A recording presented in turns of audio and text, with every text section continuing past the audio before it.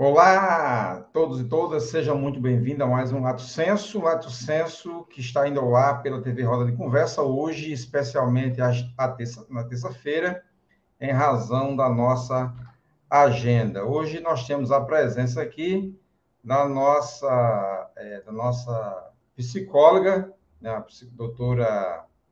doutora Tawane doutora Tawane Aparecida Figueiredo Melo, e vai conversar conosco aqui hoje sobre, dentro da programação do Setembro Amarelo, sobre as doenças de base e a prevenção do suicídio. Doutora Tawane, que é psicóloga e especialista em, em psicologia. Ajuda aí, doutora Tawane. Eita, caiu. Vamos aguardar aqui a doutora Tawane retornar aqui, que ela terminou caindo o link dela. Enquanto ela retorna, nós vamos aqui para o nosso.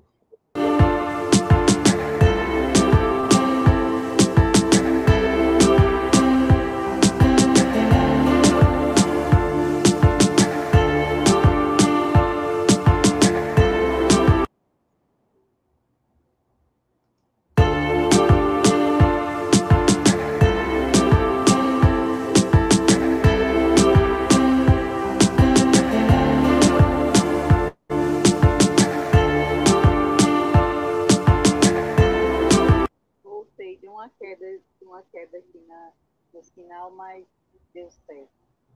Doutora Tawane, deixa eu só colocar aqui, isso na tela. Doutora Tawane, seja muito bem-vinda ao Lato Senso mais uma vez. Para nós é uma honra muito grande estar com você, né? Você que é psicóloga e especialista na área de psicologia clínica, né? Que tem diversas atividades na cidade de João Pessoa. Já conversou conosco outra vez sobre violência contra a mulher, né? E agora volta aqui dentro da programação do Setembro Amarelo, da programação do Setembro Amarelo, para falar das questões relacionadas às doenças de base e o suicídio. Seja muito bem-vinda. E antes, eu gostaria que a senhora se apresentasse um pouco mais do seu currículo. Muito boa noite a todos. Primeiramente, gostaria de agradecer o convite, estar aqui participando desse momento, um momento de reflexão, um momento de conhecimento, né? Um tema muito importante, principalmente nesse mês. Eu me chamo Tuane Aparecida Figueiredo Melo, como já foi apresentado, sou psicóloga clínica, sou palestrante, atuo com adolescentes e adultos e idosos, e além da clínica, trabalho também com atendimentos domiciliares, no caso com idosos, pessoas acamadas. Tawane, para nós, como eu já tinha acabado de falar, e repetindo mais uma vez, é um prazer imenso estar com você. Dentro das principais patologias, e aí em vez de chamar patologia, eu vou chamar doença, e você faz as devidas correções, para que o nosso público tenha, assim, digamos, seja mais acessível, em vez de eu ficar falando patologia, eu falar doença.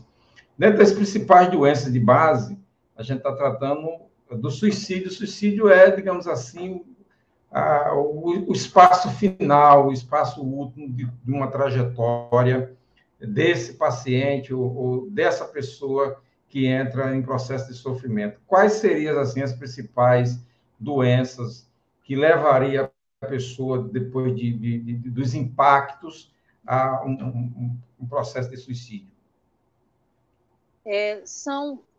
Como bem sabemos, são N fatores que podem levar a pessoa a cometer o suicídio, né? Falando sobre a questão dos transtornos, são os transtornos mentais. É muito falado a depressão, é muito associado suicídio à depressão, né? Mas existe a depressão, transtornos como bipolaridade, transtorno borderline, esquizofrenia, O transtorno por uso de substâncias, como, por exemplo, o uso abusivo de álcool e outros tipos de drogas, também podem levar a pessoa a cometer o suicídio. Eu não sei como é que potencial, a passível vítima do suicídio, né? É possível a gente, dentro de casa, ou no ambiente de trabalho, ou no círculo de amizade, a gente já ter ali a possibilidade, mesmo não sendo médico, não sendo psicólogo, não sendo profissional de saúde, de conseguir identificar alguns traços nessa pessoa para que se comece uma tentativa de ajuda a essa pessoa? Sim, isso é muito importante, porque ainda existe um mito de que quem quer se matar, se mata. A pessoa não fala. Mas sim, em 90% dos casos, as pessoas que estão com ideação suicida e até porque leva um tempo, né? A ideação, a pessoa pensa sobre o suicídio, depois começa a planejar o suicídio para cometer o ato. Então, ela dá alguns sinais. Por exemplo, isso acontece muito com adolescentes, com crianças, principalmente adolescentes, de se expressar em forma de música, de mensagens, mudança no status das redes sociais, músicas, isolamento. Era uma pessoa muito comunicativa, né, muito extrovertida, e de repente se isola, não, não, não interage mais, ou sempre fala coisas relacionadas à morte, situações de despedida, né? Sempre fala como se estivesse se despedindo das pessoas, se desfaz de coisas que antes gostava, objetos pessoais, como eu disse, deixam mensagens, deixam cartas, né? Então, assim, é importante estarmos atentos a esses comportamentos. São comportamentos padrão, todas as pessoas vão agir de determinada forma? Não. Em alguns casos, como alguns casos de suicídios que foram divulgados, a pessoa estava sorrindo, estava aparentemente feliz, tirou foto, interagiu e de repente se suicidou. Então, assim, também é importante a gente conversar com as pessoas, né? Não criticar, não julgar, até porque muitas vezes as pessoas que estão em sofrimento psíquico sentem receio de contar a alguém sobre o que está passando, sobre o que está sentindo, sobre o que está passando naquele momento, com medo do julgamento, do preconceito. Então, elas acabam, isso também, né, acaba levando ao isolamento. Pois, a gente tem visto, a gente tem visto no meio de comunicação, tem assistido, tem lido. A gente vive uma crise sanitária enorme e vive também, associada a essa crise sanitária, uma crise econômica e social profunda. E essa crise econômica e social profunda e essa crise sanitária, ela tem impactado algumas pessoas de forma a provocar nessas pessoas dor e sofrimento, né? Ou a dor das perdas pela crise sanitária, e aí especificamente as mortes, mas não necessariamente só as mortes, e a crise econômica e social, a perda de emprego, muitas vezes a perda desse emprego desestrutura o ambiente familiar. No primeiro caso, que é o caso da crise sanitária, como a senhora tem avaliado a potencialidade dessa crise sanitária no psique das pessoas e no impulso ao suicídio? Assim, eu falei até em algumas lives, em algumas entrevistas às quais eu participei, e logo no início da pandemia, nós, enquanto profissionais, já nos preocupávamos com essa questão, né? O aumento dos casos de depressão, aumento dos casos de violência sexual, de violência psicológica, os índices de ansiedade dispararam, né? Já sabemos que o nosso país é o quinto país a nível mundial que tem níveis alarmantes de ansiedade. E é o primeiro país da América Latina com índices altos, né? Índices elevados de ansiedade.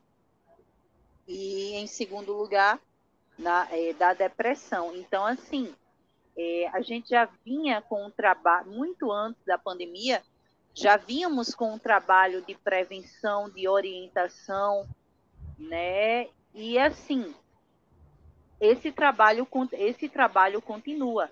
A cada dia que passa, percebemos o quanto as pessoas estão sofrendo psiquicamente, estão precisando de ajuda. Sim, a questão da perca de controle, né?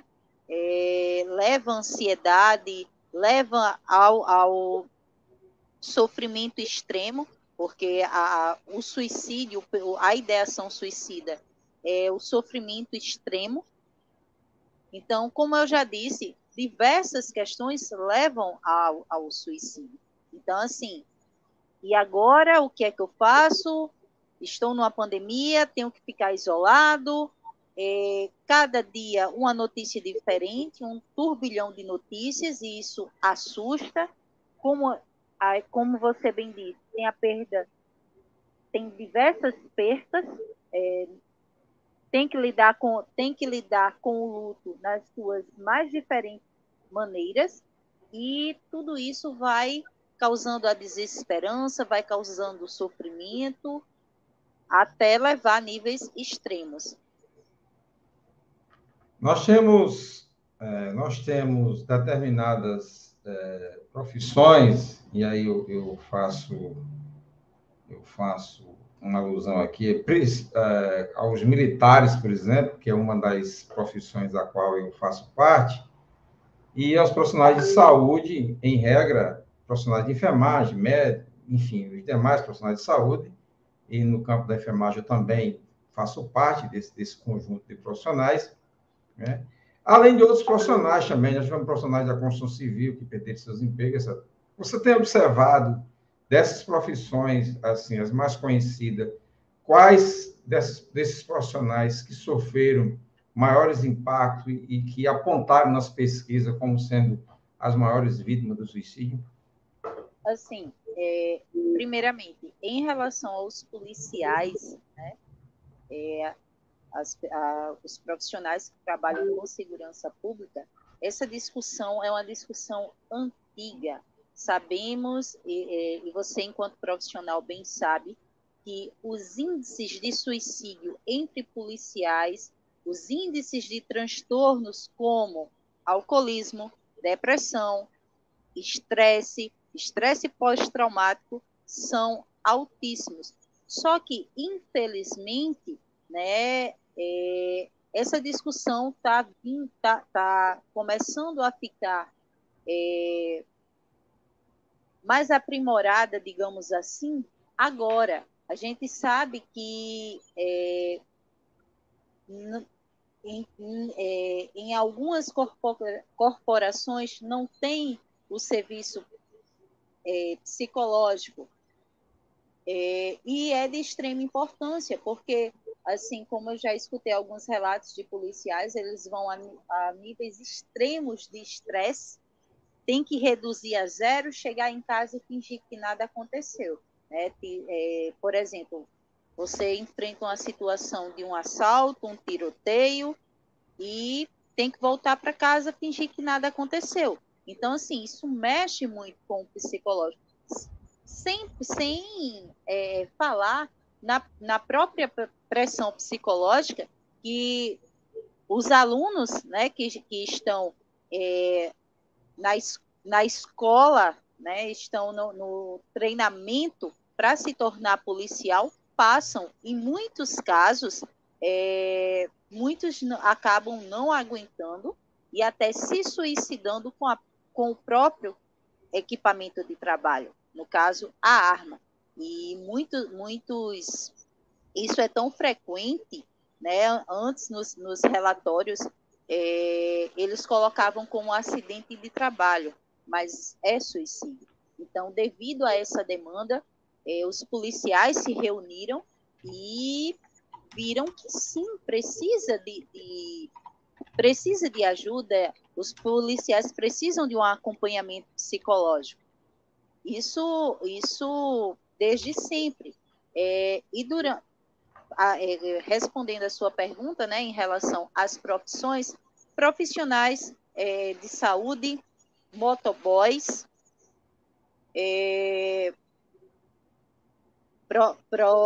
policiais, professores, na verdade, todas as classes profissionais sofreram de determinada forma, né? Perca de empregos, o combate às pessoas que ficaram na linha de frente, então o combate a essa pandemia, os motoboys, a questão dos motoboys, por exemplo, ter que correr contra o tempo, né, para terem mais entregas e terem uma rentabilidade maior. Então, todas essas profissões que eu citei, dentre outras, sofreram e sofrem psicologicamente, né? É um impacto muito grande na vida de todas, né? Tanto a pandemia como as questões profissionais e assim a pressão em cima dos profissionais, né? Nós tivemos no começo da pandemia profissionais que ficaram 90 dias no local de trabalho. Relatos de profissionais, eu coordeno um grupo de trabalho e a gente recebeu relatos de profissionais de enfermagem que tiveram que usar fralda descartável porque não podiam, não tinham tempo de ir ao banheiro. E que ficaram ausentes de suas famílias, se afastaram completamente das suas famílias no início da pandemia, pelo fato de não ter segurança de voltar para casa ou até não ter como voltar para casa mesmo, pelo fato do processo de contaminação. Isso foi muito impactante, nós tivemos muitos profissionais que tiveram problemas psicológicos, que tiveram afastamento de trabalho, aumentou aquela taxa que nós chamamos de absenteísmo, né, que é a relação de faltas, né, de atestado em relação às horas trabalhadas. Então, isso foi muito impactante ao longo dessa pandemia, né, Uma outra situação que eu coloquei na mesma fala é a questão, nós estamos, digamos aqui, levando em conta o processo de vacinação, nós estamos no meio da pandemia, porque a gente só vai considerar essa pandemia quando fim da pandemia, quando todo mundo tiver vacinado e tiver a certeza de que as vacinas que foram aplicadas tiver, de fato, a sua eficácia em 100% ou em 90% comprovada. É óbvio que vai ficar aquele grupo de pessoas a descoberto que se recusaram a tomar vacina, que não puderam tomar vacina, pessoas que terminaram não sendo, digamos assim, imunizadas ou que não vão conseguir se imunizar. Nós estamos no meio dessa pandemia, o mundo começa a voltar e, de repente, o pai de família, a mãe de família se dá de conta de que agora ela não está desempregada, o governo prometeu já acabar agora em novembro a ajuda do auxílio emergencial, né? E ela tem 2, 3 filhos, ele tem 2, 3 filhos para alimentar, e olha para os quatro cantos do país, digamos assim, não encontra uma saída, não encontra uma solução. Isso também impulsiona essas ideação de suicídio? Sem dúvida. Essa, em relação aos profissionais, né, como a gente vinha falado, e eu me recordei também, em relação aos transtornos, a questão da síndrome de burnout. Além do estresse pós-traumático, devido à pressão no trabalho, os índices de síndrome de burnout, que é o estresse extremo, né? Como você bem falou, vem a questão do absenteísmo, de crises de pânico, só de pensar em ir ao trabalho, choro excessivo, tremor, surtos, eu não digo surto psicótico, mas surto de sair quebrando tudo e não querer ir para o trabalho de jeito nenhum. Então, assim, tiveram diversos casos assim. Essa questão da incerteza, né? Assim, Freud já falava que não temos certeza, Freud, Darwin, já falava que não temos certeza de nada.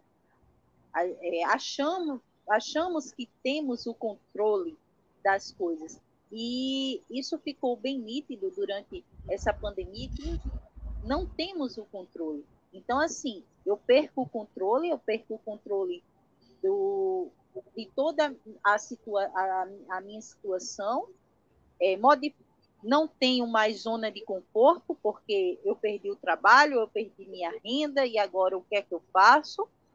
Vem um turbilhão de incertezas, como você bem disse, né? Muitos pais de família olham e não tem o que comer, né? Temos diversos casos aí em várias regiões do país que frigoríficos estão doando ossos para que as pessoas não morram de fome. Muitas pessoas na rua porque perderam o emprego e não tem como pagar seu aluguel. Então, assim, você olha para os quatro cantos, incerteza, não sabe o que fazer, não tem para onde ir. Aí vem a desesperança, bate o desespero, e agora o que é que eu faço? E aonde é que eu vou arrumar comida? E meus filhos precisam comer. E eis que, vou acabar com tudo. A solução vai ser eu acabar com a minha vida. Não se deve divulgar, mas existe uma lei, inclusive, para isso, né, sobre a divulgação de notícias e imagens de suicídio, é proibido, até para não incentivar as pessoas a cometerem, chamado efeito Werther. Mas eu vi um vídeo, inclusive, de algumas pessoas, até uma mãe com uma filha de 10 anos, e ela disse: eu não aguento mais, perdeu o emprego, se eu não aguento mais ver minha filha passar fome, eu não tenho mais o que fazer, e ela vai para uma ponte para se jogar. Então, assim, como a gente já falou, são N questões. Ah, mas eu não tenho transtorno. Você pode não ter um transtorno mental, mas todos nós, enquanto seres humanos, sofremos, passamos por dificuldade. Esse momento atual em que estamos vivendo, estamos todos no mesmo barco. Não, estamos no mesmo mar em barcos diferentes. Todos nós sofremos de alguma maneira, porém uns de forma maior, outras menor, mas tivemos sim sofrimento. E muitas pessoas, por não ver solução, não saber como agir, porque assim é um sofrimento tão grande. Não necessariamente a pessoa que pensa em suicídio, ela quer se matar, ela quer aliviar a dor. Então, assim, é muito comum também você escutar de pessoas que estão em ideação suicida ou tentaram suicídio, dizer que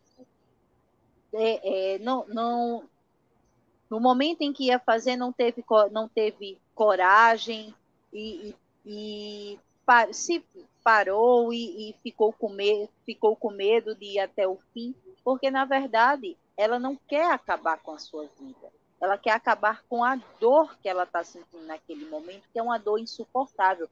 Então, assim, como eu disse, é o sofrimento extremo.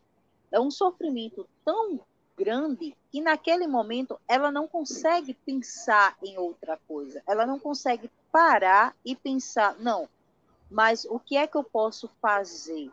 Eu posso vender água no sinal, eu posso pedir ajuda a alguém para comprar algo para que eu possa vender, o que é que eu posso fazer? Ela não consegue pensar em outra coisa a não ser acabar com a sua própria vida. Então, assim... Você falou aí da questão dos transtornos, né? E eu tenho conversado com algumas pessoas, principalmente colegas minhas que trabalham que trabalham em ambiente que cuida de um tratamento psiquiátrico. E essas minhas colegas, elas relatam, né, o aumento do número de pessoas à procura desse tratamento. Eu não sei se você consegue avaliar que essa procura ela se dá porque a gente começa a se distanciar um pouco do preconceito, e aqui é uma espécie de bloco que nós vamos tratar um pouco desse preconceito em relação à pessoa que tem um transtorno psicológico, né, e a pessoa que tem posições sociais, econômicas e sexuais diferentes da nossa, né, ou da maioria, ou do grupo maior, que são consideradas minorias. Esse aumento ele se dá, não sei se você avalia dessa forma, e é isso que eu queria ouvir de você, se você avalia que esse aumento dessas pessoas no consultório é porque as pessoas estão sendo mais afetadas devido ao conjunto de elementos sociais, político, econômico e de adoecimento, ou porque essas pessoas começam a se distanciar um pouco do preconceito e termina procurando ajuda médica e psicológica. Um pouquinho dos dois. Eu sempre brinco no sentido que minha profissão não se restringe ao consultório. É uma luta diária para a gente desmistificar esses mitos, né? Infelizmente, muitas pessoas ainda associam transtornos, a psicologia, a psiquiatria, a demônio, a coisa de louco, a fraqueza, porque eu não vou, porque eu não quero. Então, assim, sempre sempre falamos sobre isso. Não, psicologia não é para quem é louco, é para quem não quer se tornar um louco, né? Mas trabalhamos com transtornos mentais graves, mas o nosso objetivo maior é trabalhar com a prevenção. E trabalhando com essa pessoa que nos procura para que ela não chegue a um caso de transtorno. Mas se tiver um transtorno, também nós vamos ajudar essa pessoa. Sim, hoje se fala mais sobre a saúde mental. Inclusive, é muito comum escutar relatos de pessoas: mas isso é mimimi, antigamente não existia não existia essa coisa de depressão, não existia essa coisa de suicídio. Será mesmo? Depressão sempre existiu. Só não era chamada de depressão, era chamada de melancolia. Inclusive, na Idade Média, era visto como algo fantástico, porque os poetas, os escritores, os filósofos da época, a sua grande maioria era melancólico, tinha que ser melancólico, aquela coisa o suicídio era visto como algo muito romântico. Então, assim, sempre existiu a bipolaridade. Hoje é bipolaridade, mas antes era chamado de psicose maníaco-depressiva. Só mudou o nome. Se a gente for buscar na história, transtornos mentais sempre existiram. Sofrimento psíquico sempre existiu. Então, assim, a gente fala, né, sobre, como eu já falei, a prevenção, os cuidados com a saúde mental, e somos um conjunto. Hoje, muitas pessoas entendem isso. Não adianta cuidar do corpo se não cuidar da mente. Está tudo interligado, né? Que, assim, hoje não tanto, mas as pessoas meio que dividiam, né? A mente é uma coisa, o corpo é outra. Mas não, hoje já se sabe que estão interligados, né? As campanhas, como a campanha do Setembro Amarelo, a campanha do Janeiro Branco, vão levando informações para a população, vão tornando mais acessível o acesso às políticas públicas de saúde mental, no caso do SUS, mas também ir aos consultórios, e muita gente também tem esse pensamento equivocado de que psicologia e os cuidados com saúde mental são para pessoas que têm condições financeiras, e o acesso à saúde deve ser para todos, não deve ser algo elitizado. Então, assim, isso faz com que a demanda aumente. Sim, o número de pessoas que hoje nos procuram nos consultórios aumentaram.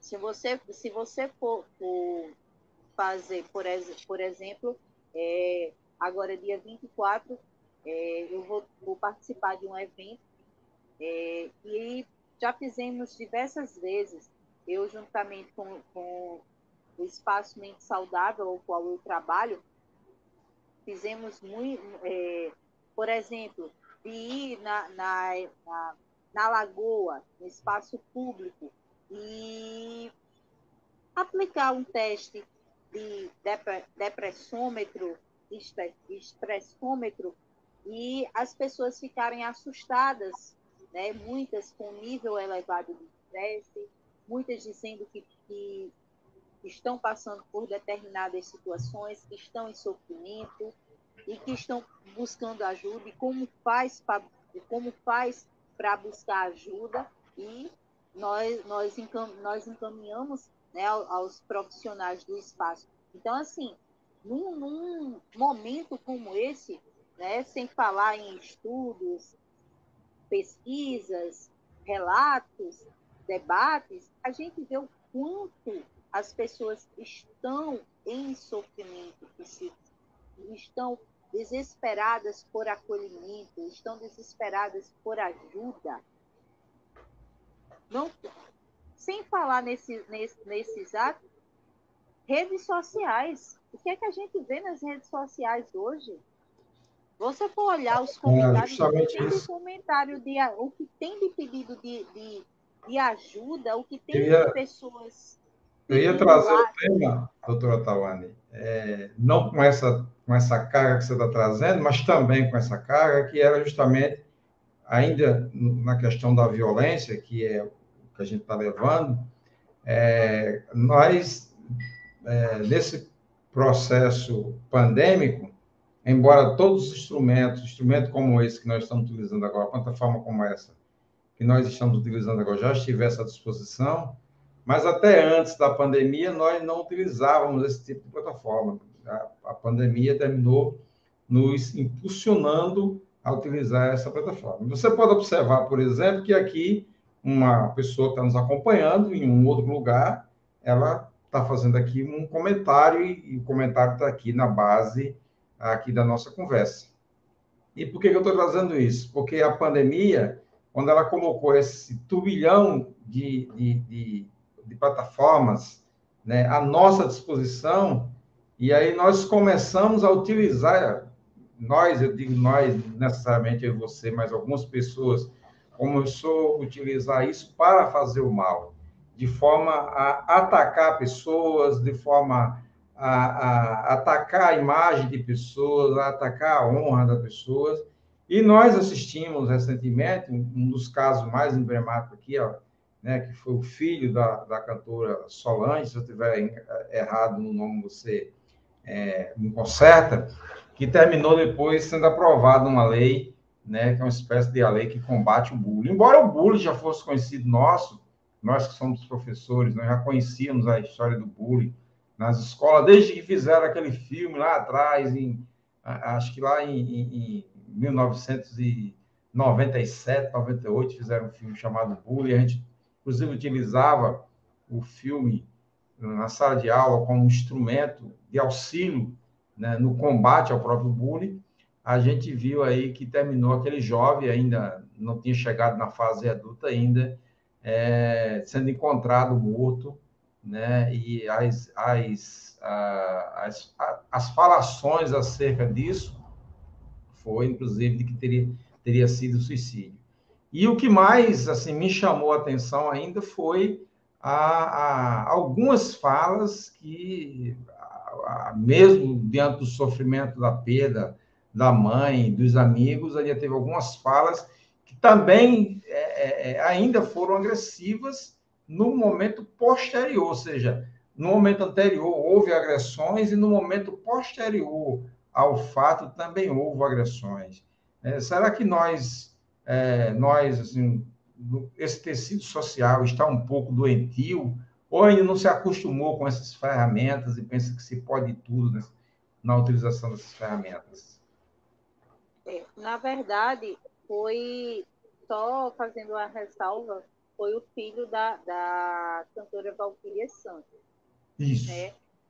E, assim, as redes sociais, a tecnologia nos ajudou e ajuda bastante, né? Nos ajudou muito nesse momento de pandemia, né? Muita gente falou como seria alguns anos atrás, gente em isolamento social, sem poder conversar, sem ter essa facilidade.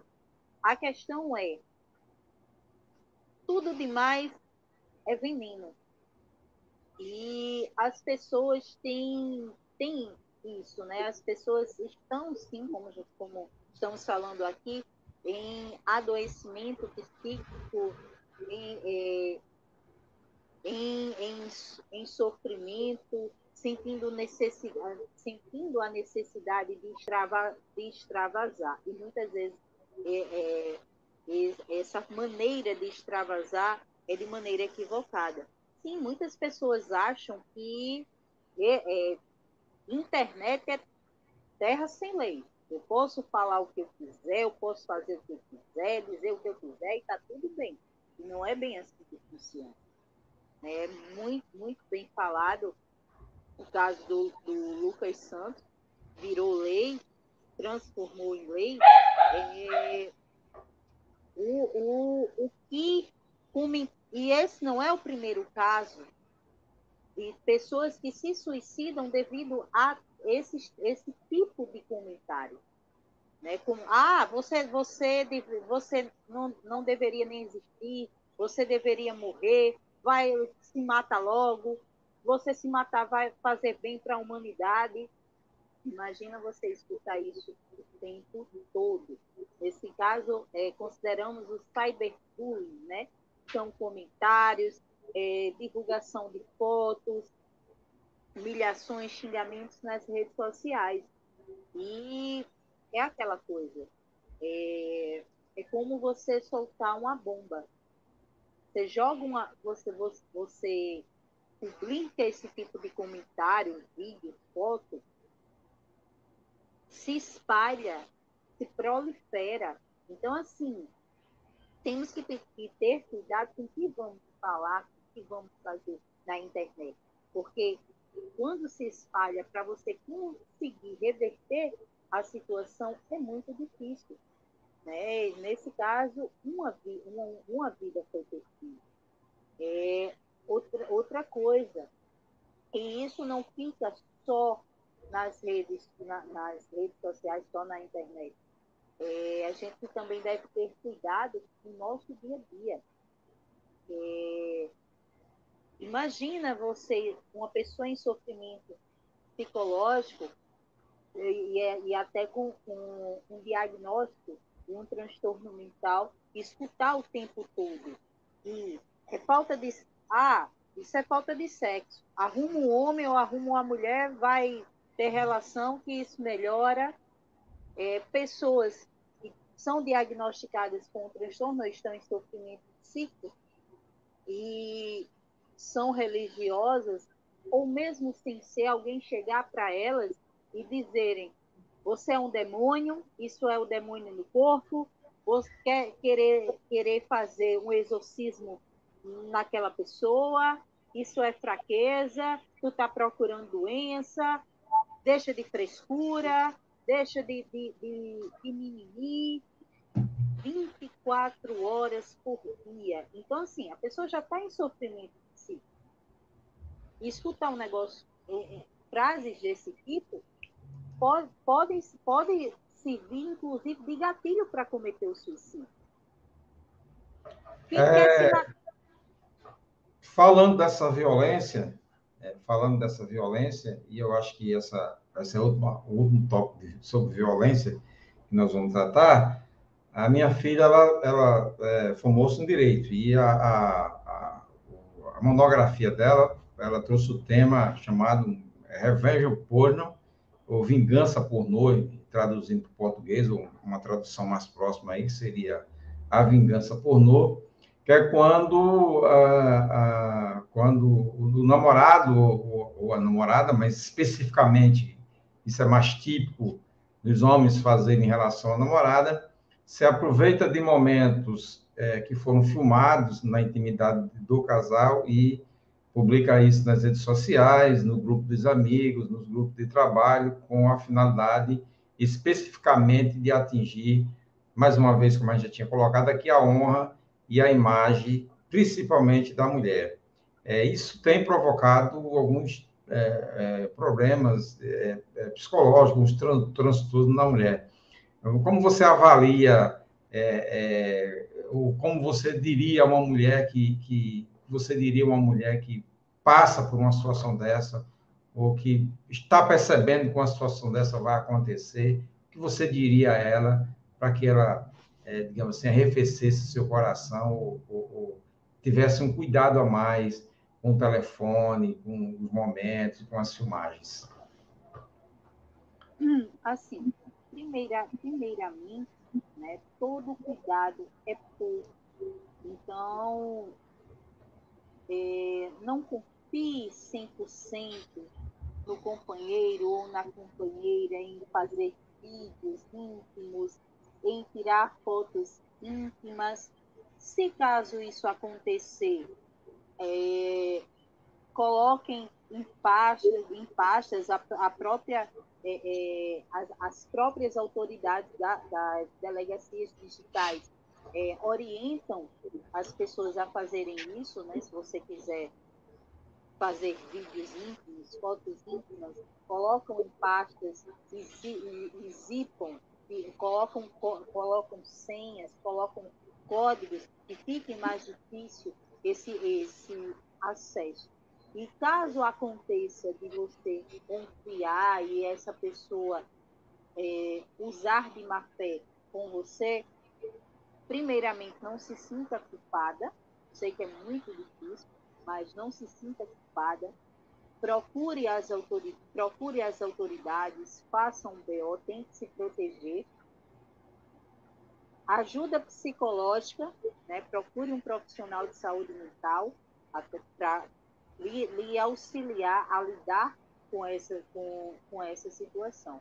E todo cuidado é pouco. Muitos homens, né, como bem falado, isso acontece em ambos os gêneros, mas a maioria são homens que fazem isso, né? Eu quero uma prova de amor sua, né? Você para provar que me ama. você deveria me provar que me ama fazendo o vídeo. Isso não é prova de amor. Se ele insiste em que você se submeta a determinadas situações que te causem constrangimento, que te causem sofrimento, reflita e avalie se vale a pena continuar esse tipo de relação, né? Porque isso não é amor. Um amor que te obriga a fazer algo que você não quer, não é amor. E isso, como estamos falando aqui, pode gerar N consequências, dentre elas o suicídio. Pois é, a gente está aqui conversando com a doutora Tawane Aparecida Figueiredo Melo, psicóloga e especialista em psicologia clínica, está conversando conosco aqui, dentro da programação do Setembro Amarelo, sobre as doenças de base e a prevenção do suicídio. Antes de a gente seguir, eu queria trazer para você a nossa programação. A TV Roda de Conversa tem uma vasta programação que se inicia às segunda-feiras, né, e vai ao ar durante toda a semana. Nós temos na segunda-feira, iniciando às 16 horas, o Paraíba Sim, sob a coordenação do companheiro jornalista Antônio de Pádua, e às 20 horas, o Lato Senso, aqui com Edson Gomes, e hoje trazendo aqui a doutora Tawane.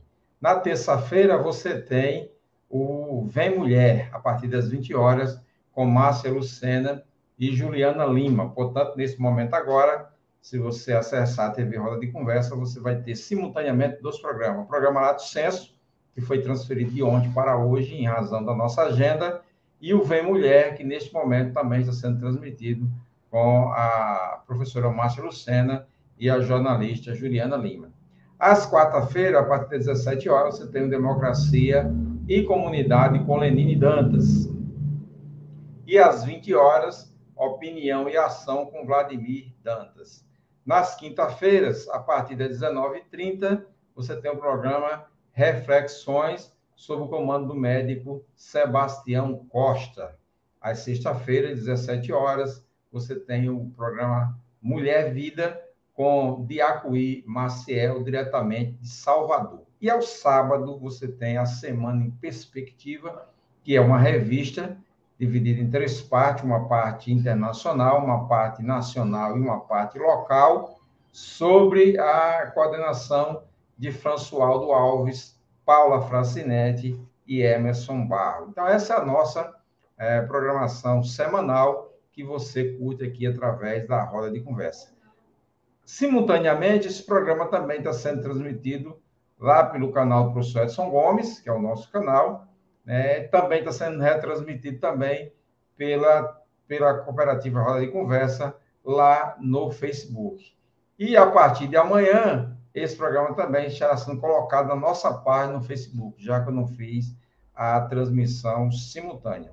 E da mesma forma, o link também será colocado à disposição da doutora Tawane, para que ela possa acessar e compartilhar com os seus grupos e com os seus amigos. Doutora Tawane, nós estamos chegando ao final.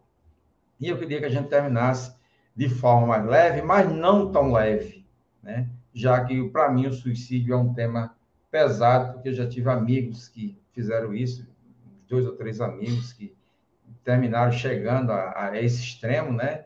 E isso impacta muita gente, né? Inclusive vizinhos meus, né? Vizinho meu que já chegou a esse extremo também e nos impactou de forma muito profunda. Então, assim, para mim, suicídio é um tema pesado, né? E por isso que eu estou dizendo, vamos tentar finalizar aqui de forma mais leve, mas nem não tão leve. E eu queria trazer aqui, você falou aí da Idade Média, quando você citou aí a questão da depressão e o nome que ela tinha na Idade Média. E a gente pensando em Idade Média, a gente tem aí a questão da Inquisição. Tá? Então, nós tivemos tanto a Inquisição católica, como tivemos também a Inquisição protestante. Tá? E eu vou trazer aqui o título dos filmes, um se chama As Bruxas de Blair, né, que é um filme que trata do processo de Inquisição promovido pelos protestantes, né, a Igreja dos Crentes, digamos assim, que fizeram esse processo de Inquisição no filme As Bruxas de Blair. E nós temos outro filme que hoje está disponível na plataforma do Netflix. Eu não estou fazendo propaganda do Netflix, mas estou dizendo para quem quiser assistir, que se chama Silenciadas, né? São um grupo de moças que vão ser consideradas bruxas na Espanha. E esse filme também retrata aqui a questão da Inquisição espanhola e da Inquisição espanhola promovida pela Igreja Católica. Então, eu estou trazendo o dois filmes para tentar ser equânime aqui nesse balanço. E nos dois filmes, a gente percebe ao longo desse filme que uma determinada situação, que é uma situação fática para eles, para nós que estamos assistindo o filme, para nós que não estamos vivenciando, nós estamos fora, portanto, nós não nos contaminamos com os fatos narrados nas duas obras cinematográficas. Mas nas duas obras cinematográficas, nós vamos ter um processo de histeria coletiva. Onde um grupo de pessoas termina se contaminando, digamos assim, por uma fake news. É claro que o termo é anacrônico, se a gente aplicar a Idade Média. Aplicando agora, o termo não torna-se anacrônico. E aí eu faço a pergunta agora, como que as fake news podem nos impulsionar, né, nos afetar e nos impactar em relação ao suicídio? Assim, né? Antes de mais nada, as doenças do século, né? Hoje se fala na depressão. Antigamente, na Idade Média, era a histeria. As fake news, a proposta da maioria das fake news é causar medo. Então, sim, acaba provocando um terror psicológico coletivo, né? Colocam uma parte de uma notícia real e, no final, uma fake news, e isso vai causando medo, e esse medo acaba se transformando em um medo excessivo, que paralisa e acaba se transformando em um pânico coletivo, né? Vimos isso constantemente. Durante essa pandemia, houveram muitas fake news e, devido a esse medo, muitas pessoas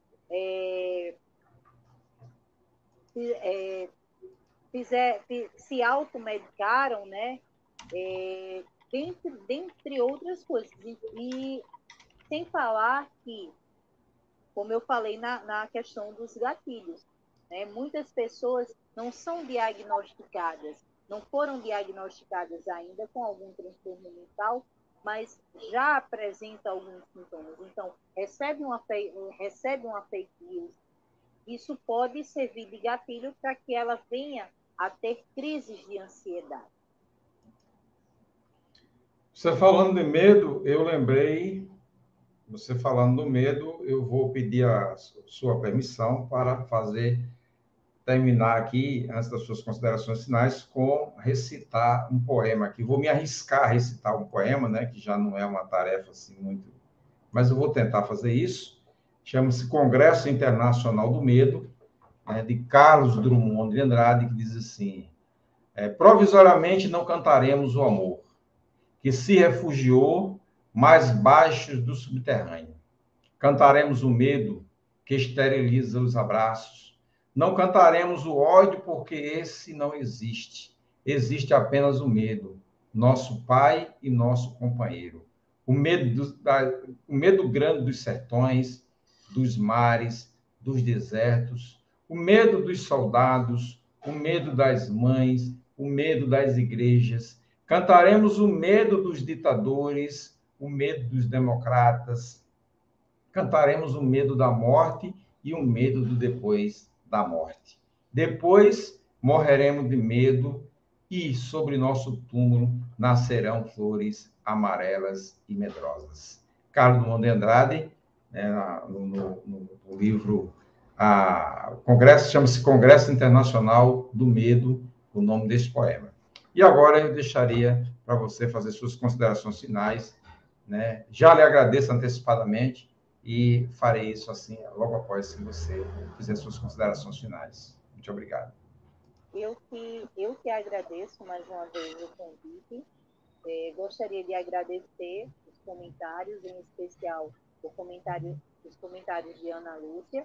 A proposta é justamente essa, tornar o tema acessível, numa linguagem acessível, até porque, como você bem disse, Edson, o suicídio é um tema forte, um tema pesado, um tema polêmico, ainda é considerado um tabu, mas é algo que precisamos falar, mas não falar de todo jeito, mas precisamos falar. Isso é muito importante, você tá fazendo esse serviço, eu vejo como um serviço de utilidade pública.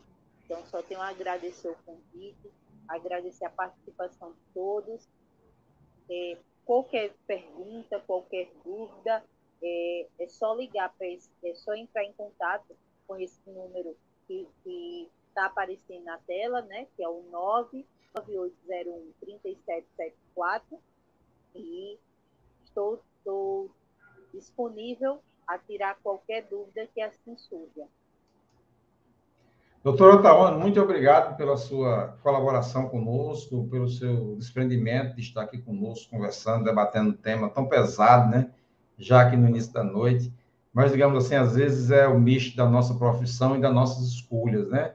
Por exemplo, às vezes vou debater segurança pública de 11 horas da noite e às vezes, o tema segurança pública, ele torna-se, às vezes, tão pesado como debater o suicídio, porque muitas das vezes lida com a morte, lida com a vida, lida com a esperança, com a incerteza, com o medo, né?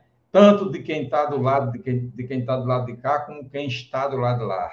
Tanto, né? Então, sim, muito obrigado pela sua disponibilidade de estar conosco mais uma vez, tá certo? Sempre que eu precisar de alguém para discutir temas relacionados à psicologia, eu já precisei outras vezes e procurei, fui atendido, e quero sempre ter essa porta aberta de poder procurar e você ter essa disponibilidade, tá certo? Muito obrigado. Os nossos espectadores, né, e nossos internautas agradecem a sua participação. Essa palestra sua vai ficar depositada no nosso canal no YouTube, no canal da TV Roda de Conversa, na fanpage no Facebook da TV Roda de Conversa e na nossa fanpage também lá no YouTube, tá certo? No Facebook, tá certo? Muito obrigado, muita axé para você, muita paz, felicidade, amor, esperança, né? E como dizia nosso querido Paulo Freire, que ontem, antes de ontem, não é isso? Completaria 100 anos de vida, ou seja, o centenário de Paulo Freire, ainda é momento de esperançar e vamos esperançar. Vamos esperançar. Axé para quem é de axé, amém para quem é de amém, e muito, muito obrigado. Muito obrigado, digo eu. Obrigado, mais uma vez.